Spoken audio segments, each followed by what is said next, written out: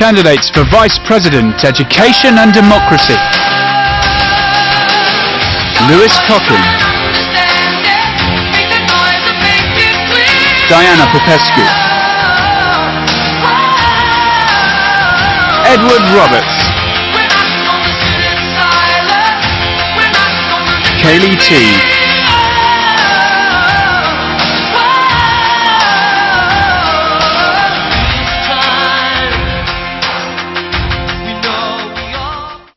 everyone, and welcome to the second night of Question Time. And tonight we have Vice President of Education and Democracy. Woo! Okay, so tonight's candidates are Lewis Cocking, Diana Popescu, Edward Roberts and Kaylee Teague, and obviously no suitable candidate if you feel you want to vote that way. We are live on UPSU TV and Pure FM, so please do not swear. There will be 2 minutes of opening speeches before we get on to the questions. We'll be asking 10 questions, however there may be more time for more questions after this. However, the event will not go on later than 8 p.m. We'll be having an access break at 6 p.m, so you've got just under an hour until that happens. You can get engaged whether you're sitting in the audience or at home through Twitter, Facebook and email. You can tweet the hashtag VOTEUPSU. You can get engaged on Facebook through facebook.com/portsofsu or email elections@upsu.net.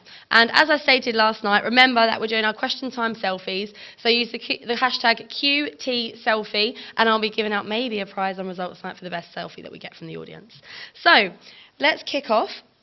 Oh no, I've got a few more rules, sorry. All questions must be directed to all of the candidates, and the chair, myself, will decide which questions will be put to the candidates. Each candidate will have 2 minutes to respond before the mic is cut, and we'll be allowing rebuts and follow-up questions to stimulate a lively debate around the issues discussed tonight. I will be looking for questions which cover different areas which will really test these candidates, so make sure you get some variation going on, guys. Candidates, you will see a countdown on the monitor across from you, which will clearly show you how much time you have left. However, if you don't abide by it, I'll cut you off. Yay. So, let's get on with the questions. No, not the questions. Sorry, I'm not with it tonight. Let's get on with the speeches. So, first up, we have Lewis. You have 2 minutes for your speech. Hello everyone, I'm Lewis and I'm running for VP Education and Democracy. And basically I just want to take you through my top 3 points and explain how I want them to be done, because it's alright saying you're going to do something, but actually trying to explain how you're going to do it is even more important. So my first point is to get all past examination papers up on Moodle so you can see your questions at the start of your course. Now the university did have a system in place a few years ago and it was all centralised at the library, and why they got rid of that I have no idea, but the point is if you saw your questions at the start of your course online through Moodle, then you would have more time to revise as the library is 24 hours. My second point is to get the university bus a citywide bus service, and how this would be done is through a business plan. So local people would be able to use the bus service as well, and loads of people have told me that maybe that's not a good idea, but in Hertfordshire University they do this and their buses go Hertfordshire wide and their bus service actually makes a profit, so we would be able to plough that money back into the bus service and have more buses and more routes, therefore a more successful bus service for all students, and this would remain free for students. My last point is to have all units to have a minimum of 2 assessments rather than 1 big assessment at the end of the year. And how I would do this is I would lobby the university to prove to them, as statistically, stress levels are lower in students which have multiple assessments in each of their units. And lastly, I'd like to work on getting prayer rooms in the university library, and I would also like to work on helping out international students by lobbying the university to show how much their fees are going to rise each year. Thank you. Thank you very much, Lewis.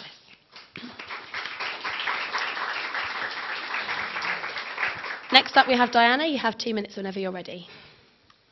Hello guys, my name is Diana Popescu. I'm a second year finance and business student, and I'll give you a brief overview of what I'm going to do if elected.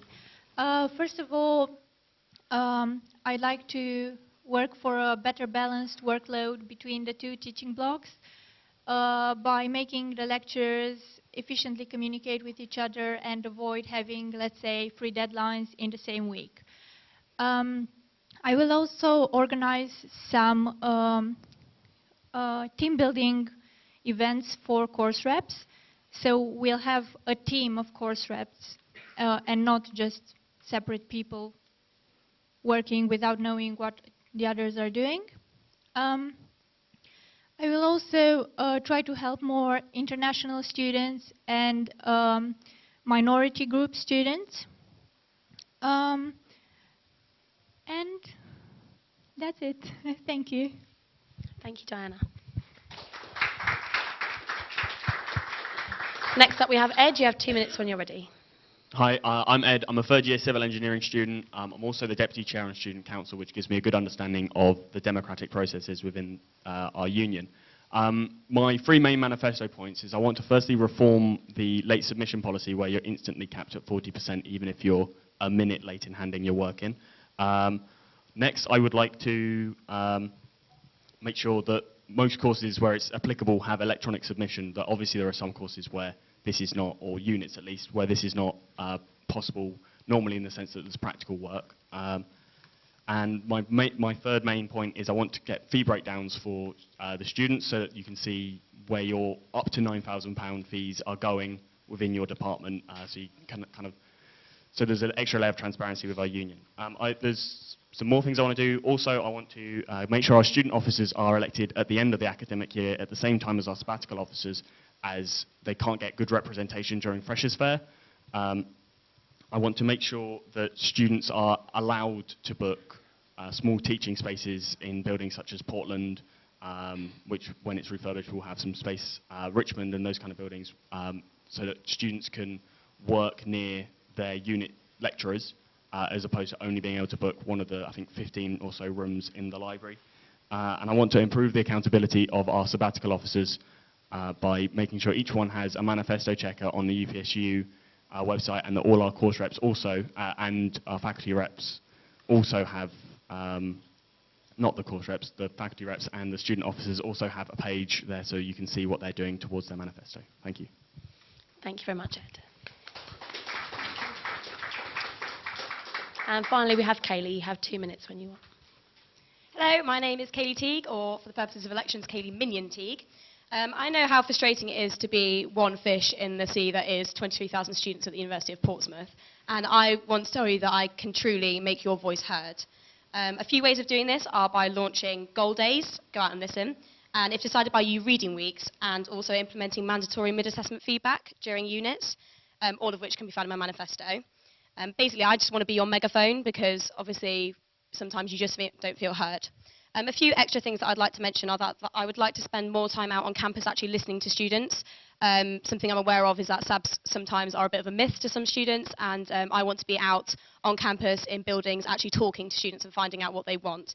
As well as having little like footprints or arrows transferred on the floor in the union showing where the SABS office is, especially now that Gun House is a bit more accessible and there are sofas in there that you can chill out in if you want to and to actually talk to the SABs. After reading the 2012 and 13 annual survey that was completed by 3,153 students, I actually found out that that can make a difference. Students wanted a walk-around store in the union that was obviously made, as we can see downstairs, and also wanted more volunteering opportunities abroad, which can show that it can actually make a difference. And if students knew this by signposting what had been done from doing these surveys, it would hopefully create more of a buzz and enthusiasm in answering them to make a change.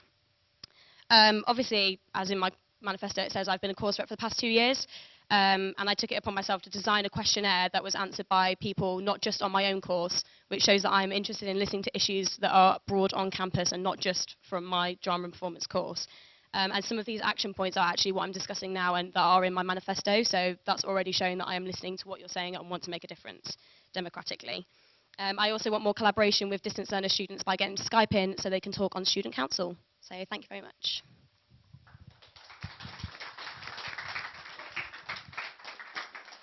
Okay, thank you very much for all of your opening speeches, candidates. We'll move on to questions now. So I'd like to open up the floor for the first question. Yep. Wait, 1 second, sorry, can we get a microphone? Are we doing microphones tonight?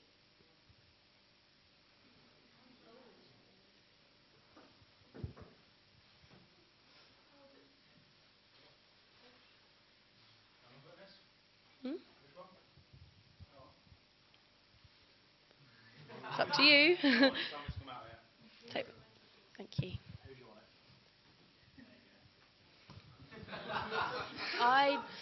I'd like to ask how the candidates feel their policies are new and can be effectively implemented this year, because a lot of policies are kind of repeated, so how will you effectively implement them if they haven't been done so far?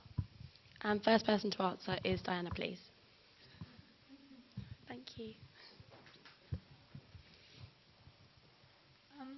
First of all, sorry, is this working?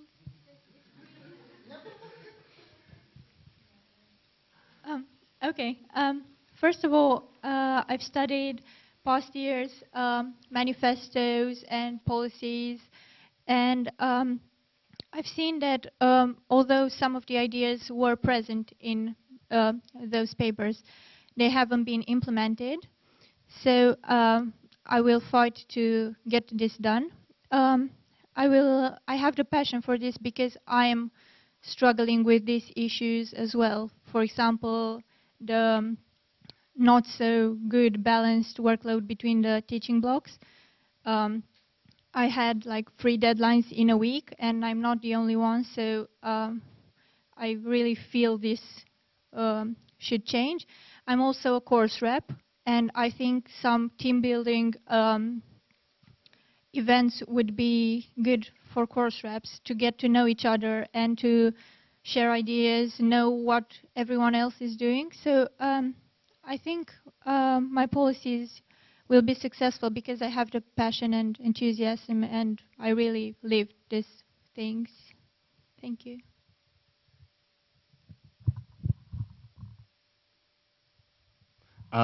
Okay, so my reform the penalty scheme.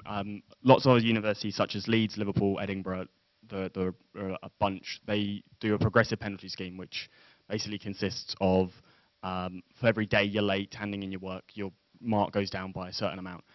It'll be working with the university to ensure that actually whatever is implemented fits kind of how they feel students should be graded. Obviously, I have my ideas, but they will have theirs, and the student body as well will have their own. So it'll be making sure that wherever on that policy, that will be changing the current policy in place. That's new. As far as I'm aware, I haven't seen anyone suggest something like that.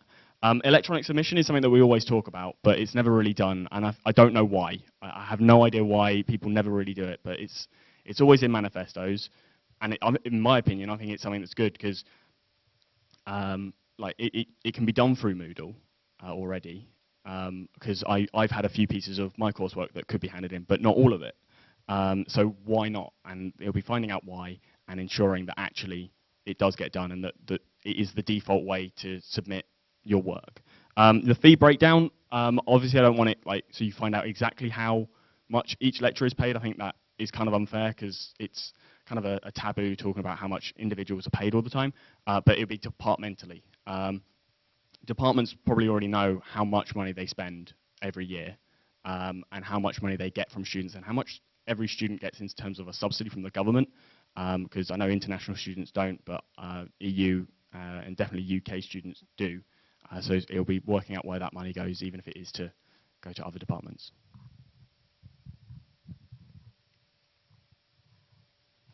Okay, so I think they're quite tangible sort of things that I'm trying to implement because of things that have already been done this year. So obviously weeks have been made, like volunteering week, for example, and the different opportunities that are already available. I think my goal days, go out and listen days, are feasible because they can be made, like even if it's just in third space, which is what I was thinking of, some kind of open forum for students to go and talk to members of staff and actually express their opinions of whether it's units they don't like in their course or whether it's ideas for the course units. A lot of people said they felt that some of their units were outdated, so they wanted to change that.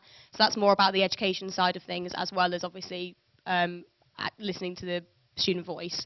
In terms of reading weeks, I know that some courses already do have reading weeks. I'm aware of that. However, I was never offered a reading week on my course, and studying drama, you may not think I need it, but 80 plays in 2 months is quite a lot.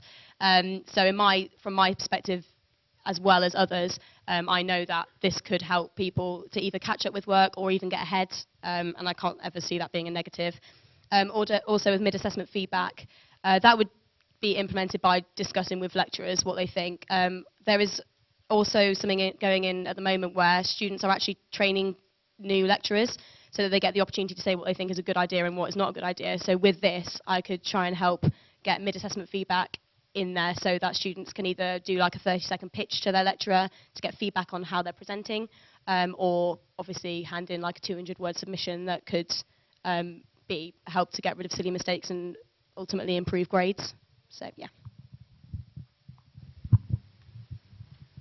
Well, what I've learned through being a course rep and being the science faculty rep is that it's not about going into university meetings saying, I was elected on this manifesto, all guns blazing, this is what I want to happen. The best way to do things is to bring evidence to their meetings and evidence to persuade the university to change its mind, whether that be through online surveys, going out to talk to people.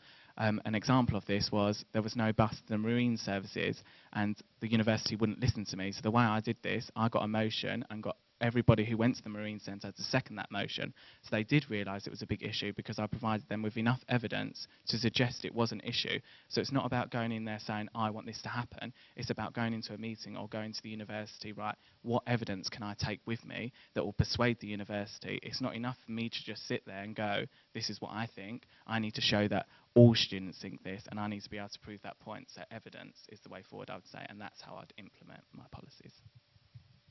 Thank you very much. Can I take another question from the floor, please?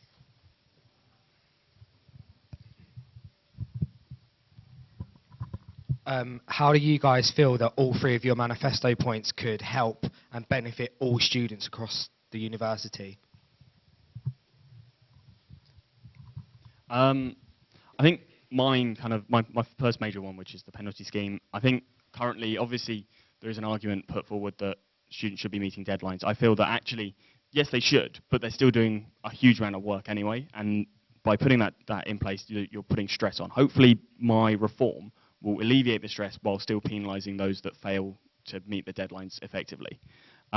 Electronic submission, it does make your life easier. I know so many times that I've done work and it's been ready a day before, but I haven't had the time to go in because I finish it at midnight or something. I'm working hard all the time, and I don't have time to print it.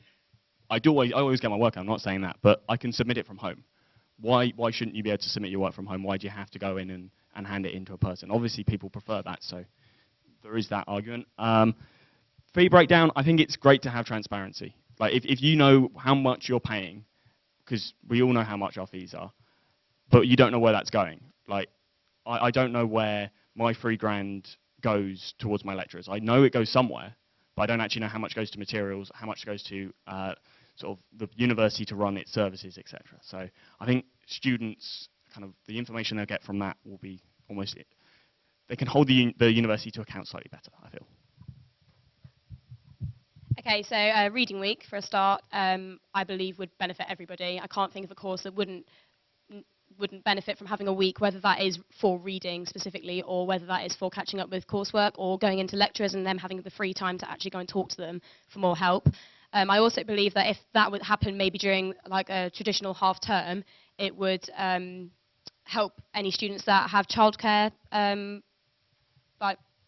issues at the moment, because then they wouldn't have to be sorting that kind of stuff out because they would be available there.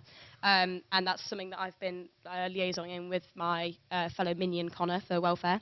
Yeah, I just think stress level wise that kind of break and having that time to catch up might be all that a student needs. Also for distance learners, that could give them an opportunity to come to university and use our facilities here like the library and things to actually boost their help as well. In terms of goal days, again, I think that helps every single student as that is their opportunity to come in and actually talk, to express their opinions of what they think is going wrong with the union so far and what we can do to help that out. And that's something I'd want to be active in as well, so that to get my face obviously out there so people know that you can come and talk to me.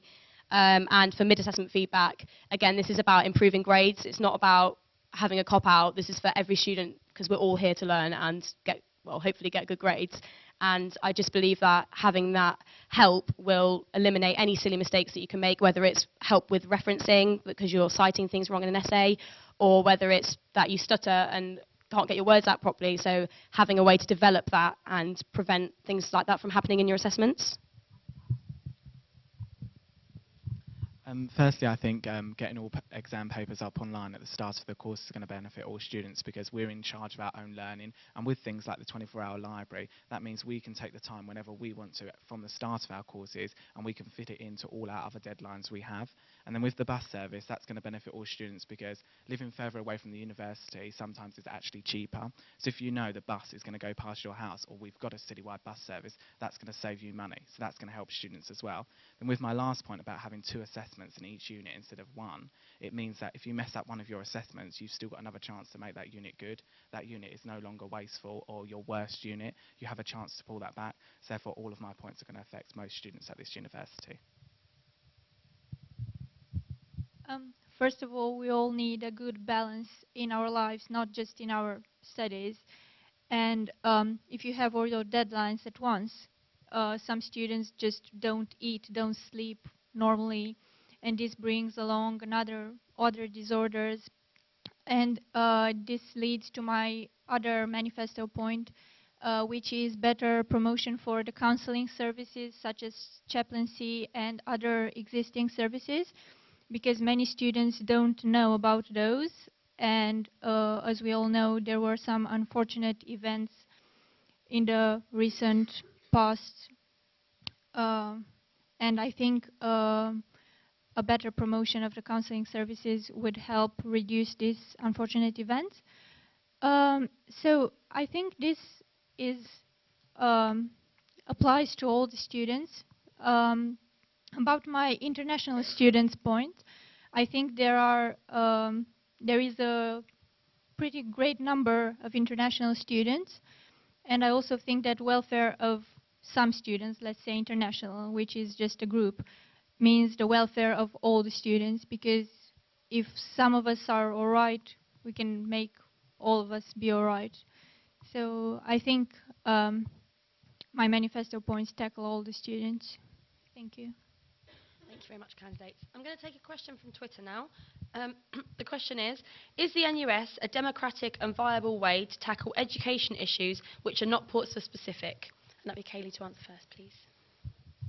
Sorry, can you repeat the question for me? Sorry. Yeah. Is the NUS a democratic and viable way to tackle education issues which are not Portsmouth specific? Okay, so obviously the NUS is a national affiliate for us. I think that they are obviously such a big name that although they are good to have with us, it can also hinder the fact that we might not get specific help. I'm not really sure how that question wants to be answered. I can repeat it again Yeah, if you'd please. Like. Is the NUS a democratic and viable way to tackle education issues which are not Portsmouth specific? Oh, okay, right. So as far as I'm aware, I have never been asked anything by NUS, which would suggest to me that it's not particularly democratic. Nothing has been through me. I know that the University of Portsmouth does affiliate with it, but in my opinion, I've never been asked anything before. It would be something I'd have to put forward to the other students to find out what they thought, as other people obviously may be more informed than myself. But from what I know of it, I don't know what it does for me and how I can implement what they do for us in return. As far as I understand, I don't feel that the NUS is democratically led. I feel like it's more a political organisation, and although I do feel it does help on national issues, I don't know whether they're affecting us or not, and whether it actually gets results. I feel like we should work on Portsmouth-related issues because I feel like they're going to affect us more rather than national issues. Like it had a massive campaign with fees, but it didn't change anything with the fees. The fees still rose, so I don't know. It's not been successful in my eyes, and I feel there's too many wannabe politicians, so to speak, and I don't feel like they're out there to help for every student. I feel like some people get elected into certain positions and forget where they've come from, forget the real issues actually affecting students. So my answer to that question is no, I don't think that is a viable way, and I feel like we'd have more success concentrating on issues that affect Portsmouth students and locally, and then the students would see the benefit more, because I haven't seen any benefit apart from the NUS card of being affiliated to NUS. Because the question is not Portsmouth related, it's just about the NUS on different matters. I can say from my own experience that last year I took part in the NUS International Students Conference, and I represented Portsmouth along with the democracy sabbatical officer from that year. And I really think that our opinions were listened. We were asked things. I've been asked things recently about the University of Portsmouth and how do I feel, what do I feel needs to be changed, and other things. So I think the NUS is really struggling to tackle our issues. But of course, being so many universities, so many students, they can't always please everybody. But yeah, I think they play an important role for the University of Portsmouth. I think the NUS can be a viable way to deal with things, but only if it, one, is of part of the agenda of the NUS, because I feel, like Lewis said, it's kind of a politically motivated organisation. But it's not really, it's not really kind of to do with Portsmouth. And I think that's what we should be here to talk about. We shouldn't be going, we're going to be part of this NUS campaign to do this, unless it is really a calling across the university. We shouldn't be here as individuals trying to kind of sell our wares of this is my opinion, this is exactly how I think the NUS should do this, because we're here to represent the students of Portsmouth. Is it democratic? Yes, but I disagree with it entirely. That's my stance with the NUS. So yeah. Thank you very much, candidates. Is there another question from the floor?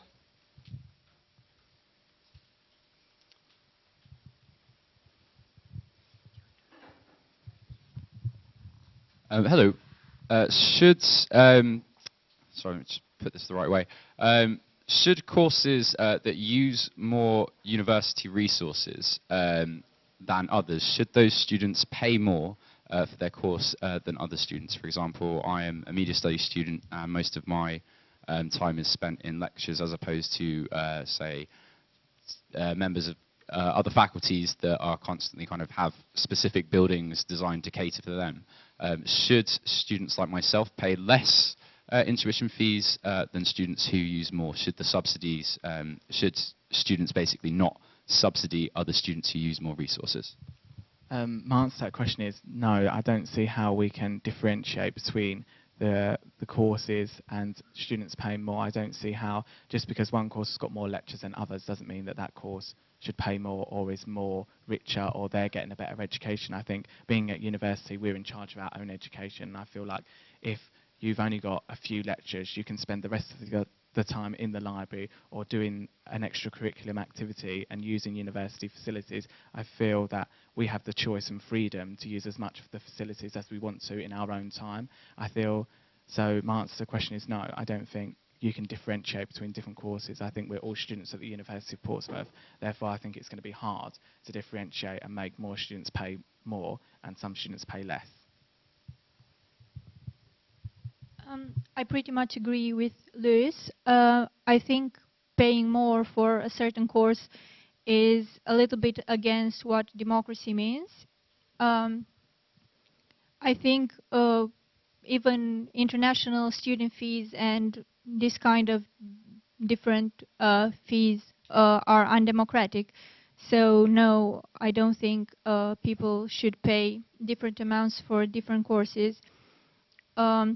This is also a matter of being subjective, because you can't really say the people from this course are using more resources and these are using less resources, because what you do at the university is not only what you do during your classes, is what you do outside your classes, and you can't really say how each student is using the university resources when he's not in the actual lecture or lab or so on. So that's my opinion.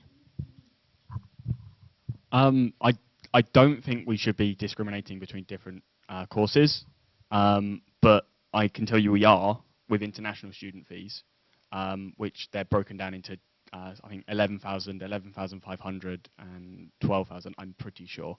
But I'm not going to go around and try and support that different courses should subsidise other courses. I do feel you should be paying for your course, but if that means that the money goes somewhere else so that we're all paying the same, then I kind of think that's a good thing.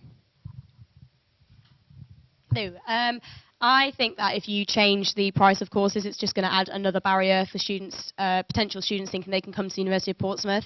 I think there's already a stigma about the fees and people thinking they need to have £9,000 a year to come to university. So changing the fee structure may prevent students coming or thinking they can come, and will obviously interest them in other universities. I also wonder how you would actually put a cost on materials. For example, in my course, I might not have necessarily as many contact hours in lecture, but I have more time rehearsing or using facilities that are given to me and making the most of those. And yeah, how do you put a price on available facilities like the library? Okay, so does that mean only a certain amount of people that have paid enough to use the library can use the library? Or things like the Pure FM studios. Okay, well, your course doesn't actually need the Pure FM studios and you haven't paid for that, so you can't use it. I think it'd just be another way of preventing people from thinking they can use the facilities around the union and make the most of the University of Portsmouth and everything it has to offer. So no, I don't think that it should be changed. Thank you, candidates. Have we got any more questions from the floor?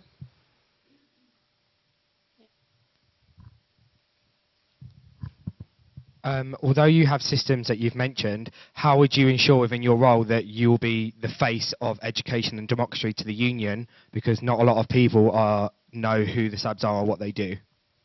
Diana, to answer first. One of my ideas is to present the SABs during Freshers' Fair and during the induction week.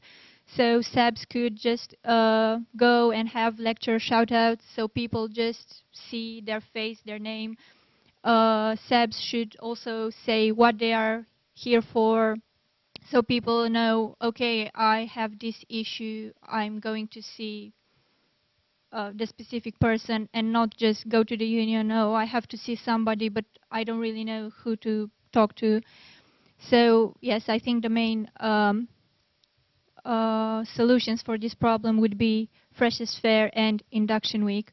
And of course, the SABs should be present to the other events throughout the year, and we can also have special events where just the SABs stay there and you can go to them and ask them questions.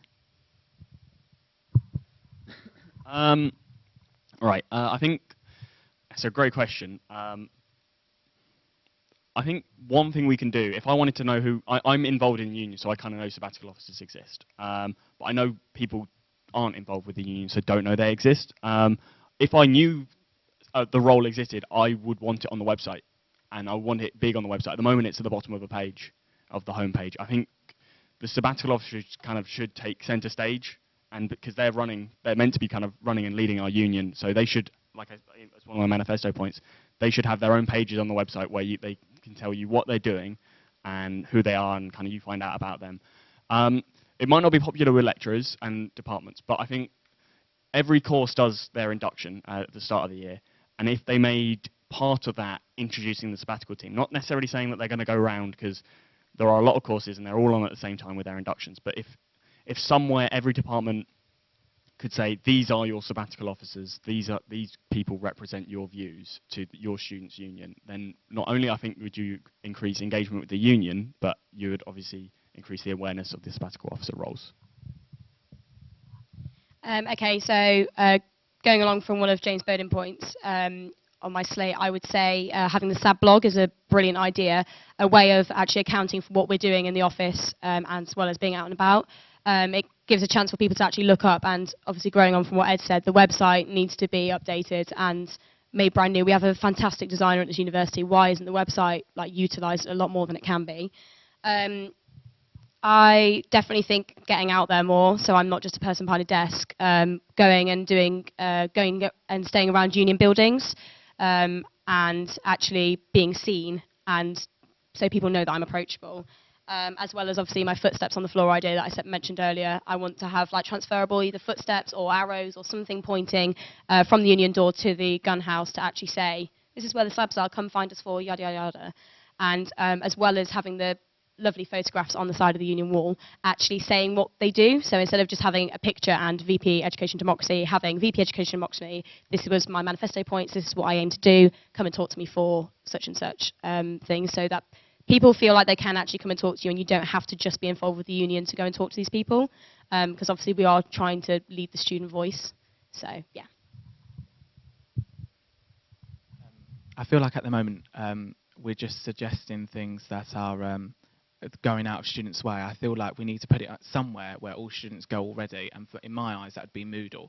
We would have a unit on Moodle where you could click on, every student has Moodle, every student already goes to Moodle, so we're not adding any more steps. We're not saying you need to go to the union website, although it's good to go on there, but you're still adding another step in for the student to go on there. Or even with when you go out and speak to students, yes, that is still good, but we're still adding another step on there. So if we put it onto Moodle, every student already goes onto Moodle, they already log on, so we're not adding anything to their time. They can just literally click on there, all the information will be there, the contact information, what we do, our online manifesto checkers, where we are, whether we're in our offices, where you can come and speak to us. So it's all going to be on Moodle, and that's what I feel the best way to answer that question and the best way to be the face of education and democracy at this union. Thank you very much, candidates. I'm going to take another question from Twitter. How would you improve the course rep system, including tackling the issue of communication between course reps? I think somewhere along the line there is a breakdown in communication, because the course reps are meant to report to your faculty reps and they're meant to report to council. Somewhere in there is a breakdown. And I think that's between the faculty reps and the course reps, because they are representing a big group of people. And I know Lewis is a faculty rep, and I've spoken to other faculty reps. And I think that if somewhere in there you put someone representing kind of clusters in the faculties, you will be able to better represent the views, because you don't have to meet with 100 or so people. You meet with 5 people who have met with 10 people, kind of thing. So I think that would probably help. I don't know for sure. And it would definitely be something that I'll invest time into, because there is clearly an issue in there somewhere. First of all, I'd make sure there is a better understanding of what a course rep actually is and what they do, because I think a lot of people hear the term but don't actually know what they're there for, obviously being a course rep myself. I think something else that's quite a small difference would be for them to have some kind of recognition, like T-shirts or hoodie even, just so that if they were seen around campus, they were known as a course rep and that you could go talk to them. I also think a poster in the university building, so similar to having sabbatical officers posters downstairs with their faces on, we should have those in the university buildings that are relevant to their course, so that the course rep can be seen and recognised. And also something that's been rolled out so far, like quite recently, is Question of the Week, which I think is a great way of course reps for course reps to promote that to their students and fellow course studiers, so that they can like sort of ask little questions each time, so that instead of just being like, oh, I've got a meeting tomorrow, is there anything anyone wants to know, they are constantly there and constantly available, and people know that they are the people to talk to. Well, what I've found is being a course rep myself is the communication going up the chain, feeding the issues up to members of staff is actually quite good. It's when getting information back down the chain, getting answers to your issues. So it's okay going to someone, going to an SSCC, saying your issue you have, but if you don't know if that issue's been resolved, then your communication, no one's going to come and tell you your issues. So if we get information back down the chain so people can hear good things that have happened and things that have come out of SSCCs, that's going to improve communication up the chain, because students are going to know, oh, I raised that issue, oh, that's been done about that issue, that's a good thing. So therefore, more issues are going to come forward if we can get communication working back down the chain. And how I would do that is one of my manifesto points, implementing a course rep policy answering system, where lecturers have a maximum of 10 working days to answer course rep questions, and that would be uploaded again onto Moodle, so we're not adding any more steps on, so course reps can directly, and all students can directly find out answers to questions and issues that have been raised. Thank you. One of my manifesto points is really tackling this issue about communication between course reps. I think a team building events would be the solution. Course reps should meet each other after being elected and learn to work as a team and not as individuals. Because obviously if they are a team, they are more powerful, they can help more people. I think also questionnaires, they could give students questionnaires on specific topics, such as assignment marking or how the lectures, timetable things, how lectures are put and things like that. So team building and questionnaires and more interaction with the students. I think that's the solution. Thank you very much. Is there another question from the floor? Hiya. As part of my course, we have a lot of group marks. So I was just wondering what each of your views are on group marks, if you agree or disagree. And if you do disagree, would you, if elected, try and implement a new way of marking, or what would you do about it? Okay, so first of all, I think it's quite a hard issue to ask to sort of tackle, because obviously marking everyone with the same mark in a group is a way of getting rid of any kind of like strays in the group. So, for example, if everyone in a group works really well, there's no way that you can give someone a higher mark than somebody else. However, obviously, if someone is slacking in your group, then you might not feel like you are being fairly marked if you are all just given the same mark. And my response to that would be to have peer assessment questionnaires, so that if you are working in a group and you are told you're going to be given the same mark as everybody else in your group, you can then fill it out and say, person A has not been turning up to meetings that we've been having, or rehearsals, or so forth. They haven't been turning up. So that might implement, if it's a common trend, that might implement their grade, so that you're not feeling sort of let down. Does that answer your question? Yeah. With group marks, I feel group work. Sorry, I feel that it should only be offered in optional units. Therefore, you have a choice whether you can do group work or not. If it's a compulsory unit, then I don't feel that there should be group work, because your mark shouldn't be affected by anyone else's learning. And if the groups are selected and you don't get to choose who you're working with, I don't feel that that's fair to have your mark getting worse, or it could be better, which is good, but it could be worse. And I feel like only optional units should be allowed to have that, and then you would then yourself choose. It would be your own personal view whether you took that, and then you would know the responsibility of doing that group work or not. I strongly disagree with giving the same mark to a group. I think everyone should have the opportunity to choose if he wants to work on his own or if he wants to be a part of a group, because there are many students who really work much better on their own than as part of a group, and as well there are students who really enjoy working in a group. I think it's hard to put a student to force him to work with some people, because mostly groups are randomly picked by lecturers, so you don't even know the people. And I think that's a bit frustrating for that person, especially if he's not really a team player. And about, for example, in my units we have peer marking sheets, but they are public, so anyone can see what you said about the others.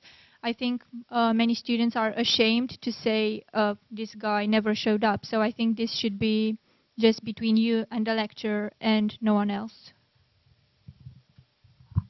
I've had experience of group work, and I think for my course it is great, because although I don't want to go into the industry that my course is, which is civil engineering, if you did, you will have to work with teams. So you will have to work with other people, and the outcome of what you do does rely on others. However, just to address a point Diana made, if you don't know people, you won't always get to be choosing the people you work with in industry. But that's not to say that every course needs it. I like group work. I think it can work well, but it has to be peer reviewed, and it has to be anonymous. You can't have other people knowing, oh, I don't think Joe Blogs over there did like great, so I'm going to lower his marks. If it's public peer assessment, then it just won't work. So yeah, I think group work is good with the right courses, and yeah. Thank you very much. Could I take one more question from the floor before the access break?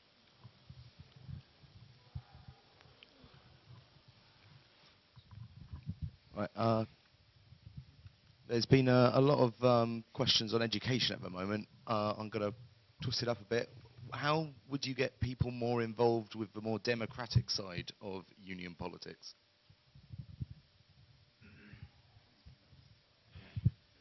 Lewis, sorry. So how I'll do that is I think we need to move to some of it needs to be go online, because I feel like how Student Council works at the moment, we're obviously not hitting the right amount of students, or we're not getting students engaged. And I feel like, again, students always go online. So if we put it online so people can read it, and even if that gets us just one more vote, surely that's better than not going online at all. And I feel like to engage more students, some people don't want to turn up and don't want to sit for a 4-hour debate on 5 different motions. I feel some people are only interested in issues that are going to affect them, and I feel like if we opened it up to an online voting week, people could do it in their own time and have their own time to do it and discuss it with their friends, and they can vote whenever they want. We're not asking them to come to a student council where they may not have 4 hours spare, where they could spend 5 minutes at home reading online, looking at the debates. And if we had an online blog, people can share their views on that online. So I feel like an online voting system and all moving online would be a better way to go. Obviously, I still think we need student council as well, but in addition to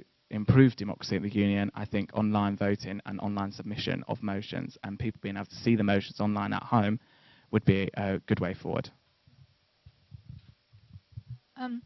I think we should put the accent on the fact that the solution stays with the majority. So if a student has a problem, he shouldn't expect one person from the union to solve this problem. I think this is the best way to encourage people to participate. Like, it's your problem, it's affecting you, you should get involved and fight for it.